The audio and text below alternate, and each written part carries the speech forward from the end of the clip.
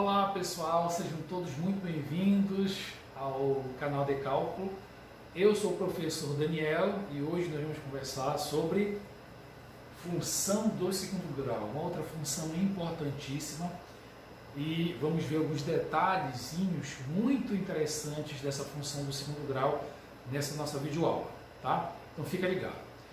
Pessoal, vamos começar analisando algebricamente a expressão da função do segundo grau. Nós já temos um vídeo aí que fala sobre a função do primeiro grau e hoje nós vamos dar mais um passo em relação aos estudos das funções com a introdução da função do segundo grau. Muito provavelmente vocês já conhecem essa função, né? Vocês já viram pelo menos, já sabem do que se trata, mas eu vou trazer aqui algumas pequenas novidades e umas facilidades que vocês podem ter na hora de trabalhar com essa função, tá? Então, ainda que você conheça a função, por favor, fique com a gente, que eu vou te trazer muitas informações interessantes aqui nessa videoaula, tá bom? Então, olha só, função do segundo grau, ela tem essa cara, digamos assim, né? Uma f de x igual a ax ao quadrado mais bx mais 1c, tá? Por que ela se denomina função do segundo grau para começo de conversa? Porque, veja bem, o maior termo do maior grau é x ao quadrado. Eu já tinha conversado contigo sobre isso lá na função do segundo grau, né? Aqui agora, meu maior termo não é mais o x elevado a 1, que tem esse termo. Além desse termo, eu tenho um outro termo que está elevado ao grau 2. E aí, por isso que nós chamamos de função do segundo grau, também conhecida como função quadrática, tá bom? Aí, eu quero te chamar a atenção para o seguinte: a função do segundo grau, assim como a função do primeiro grau, ela faz parte de uma família de função. Qual é essa família? Acompanha aqui comigo. Lembra? A função do primeiro grau eu tinha a seguinte característica: f de x igual a x mais b, né? Onde o maior grau era 1. Aqui não se coloca, mas você sabe que tem um grau 1 bem aqui. Tá legal? Então o maior grau era 1 e essa era a cara da função do primeiro grau, e era grau 1 porque aqui eu tenho 1.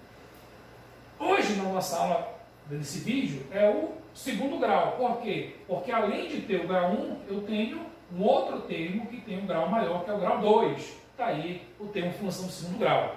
Mas perceba, eu poderia continuar com esse raciocínio e ter, por exemplo, uma função do terceiro grau, né?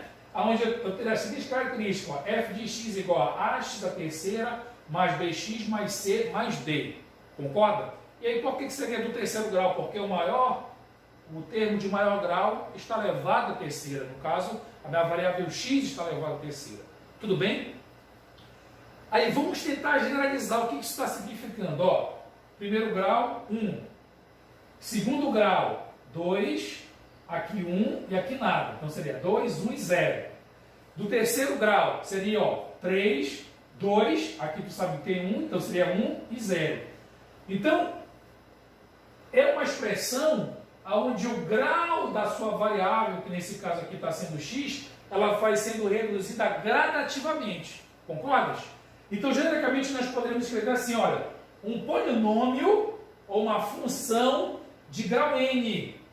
Uma função de grau n. Aí eu poderia escrever assim, olha, uma f de x, vê se concorda, a x elevado ao n, que é o maior grau que eu estou considerando, tá? Grau n.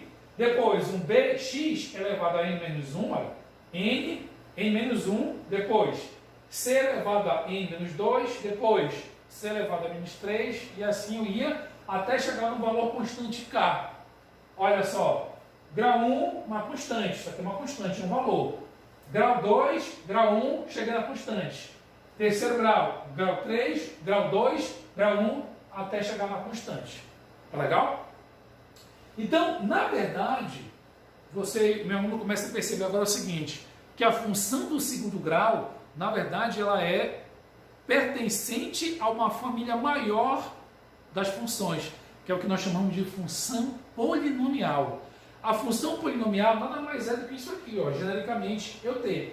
E logicamente que nessa função polinomial estão contidas dentro dessa família de funções polinomial as duas funções de maiores interesse, né, para a gente que trabalha na área de engenharia, que é a função do primeiro grau e a função do segundo grau. Então, a função do primeiro grau e o segundo grau, elas são, na verdade, funções polinomiais, né, de grau 1 e grau 2, respectivamente, mas elas fazem parte de funções que têm grau maior. E no ensino superior vocês vão trabalhar muito, né, com polinomios com graus mais elevados, dependendo aí das aplicações que vocês farão. Tudo bem? Então, essa aqui é a nossa primeira parte introdutória em relação da função do segundo grau, mas você já sabe aí que ela faz parte de um todo, que é muito maior. Uma outra coisa importante quando você estiver estudando funções polinomiais, tá? É o seguinte, geralmente eu escrevo aqui um A, um B, um C, no caso aqui, né, escrevi até um D, até chegar a um valor constante.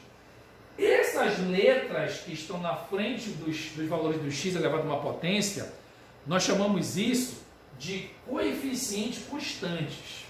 E na verdade eles são números. Quando nós formos escrever uma equação do segundo grau, terceiro grau, enfim, uma polinomial de grau n, essas letras que aí aparecem, elas são números. Por exemplo, 3, 4, menos 5, menos 2, são números constantes que aparecem na frente de cada uma da variável x. Tudo bem?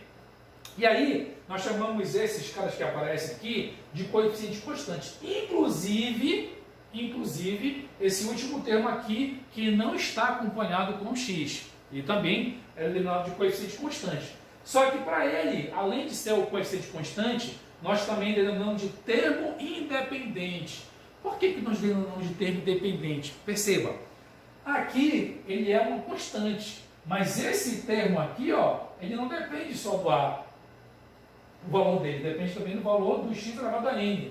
O B também não está sozinho, então o valor dele não depende só dele, esse termo todo precisa também do valor de x. E assim vai, até você chegar no termo que tem o quê? A independência do x, ele está livre do x em outras palavras, tá? E aí é por isso que nós determinamos, então, para qualquer função que seja, pode ser do primeiro grau, do segundo grau, aquele que aparece sozinho, livrado do x, nós chamamos de termo independente, tá? Mas genericamente, todos esses números constantes que aqui aparecem, nós chamamos de coeficiente constante. E aí, para o último termo, que não está acompanhado do x, nós denominamos de termo independente da função ou do polinômio.